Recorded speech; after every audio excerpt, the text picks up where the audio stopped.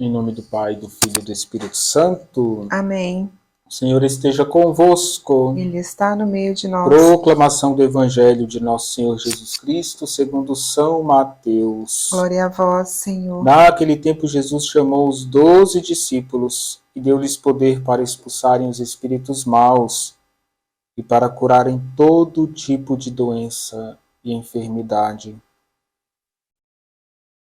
Estes são os nomes dos 12 apóstolos. Primeiro Simão, chamado Pedro, e André, seu irmão, Tiago, filho de Zebedeu, e seu irmão João, Filipe e Bartolomeu, Tomé e Mateus, o cobrador de impostos, Tiago, filho de Alfeu, e Tadeu, Simão Zelota e Judas Iscariotes, que foi o traidor de Jesus. Jesus enviou estes 12 com as seguintes recomendações: não deveis ir aonde moram os pagãos, nem entrar nas cidades dos samaritanos. Ide antes as ovelhas perdidas da casa de Israel. Em vosso caminho anunciai, o reino dos céus está próximo. Palavra da salvação. Glória a vós, Senhor. Bom dia, queridos irmãos e irmãs. Estamos na manhã de quarta-feira. Hoje nós recordamos Santa Maria Gorete, Virgem e Mártir. É um exemplo de pureza, é um exemplo de simplicidade, de amor a Cristo, de vivência da castidade, para todos nós, em especial para os jovens. Ela nasceu em Corinaldo, na Itália, em 1890, de família muito simples, pobre e humilde.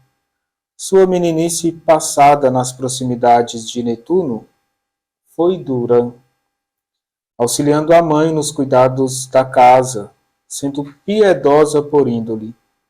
Era assídua na oração. Em 1902, para defender sua castidade contra um agressor, preferiu morrer a desonrar-se e foi coberta de punhaladas.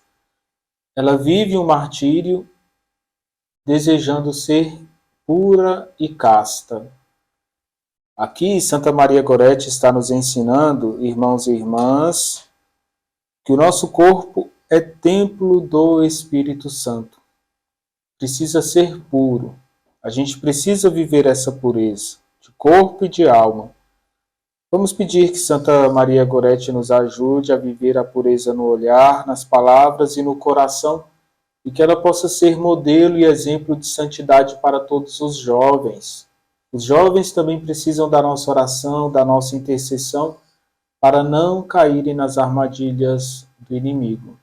Que do céu, Santa Maria Gorete interceda por todos os jovens da nossa família, da nossa paróquia. Irmãos e irmãs, no Evangelho nós vimos Jesus chamar 12 discípulos, dando a eles poder para expulsarem os espíritos maus e para curar todo tipo de doença e enfermidade. Irmãos e irmãs, a missão dos discípulos ainda hoje é atual. A Igreja precisa ter poder para expulsar os espíritos maus. Podemos dizer que existe uma luta entre bem e mal, entre a obra de Deus, o reino de Deus e o reino do maligno, do demônio. E nós precisamos da oração, da graça de Deus, para que o bem vença.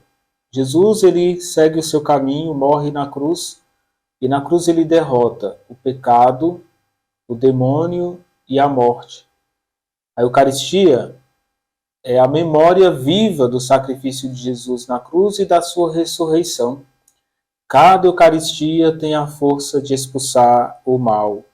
Queridos irmãos e irmãs, Jesus envia os 12 discípulos e dá uma ordem.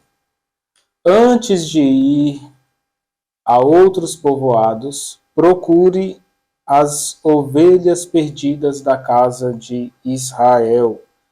Jesus é o bom pastor que deseja reunir entre o povo de Deus, reunir em Jerusalém todo o povo.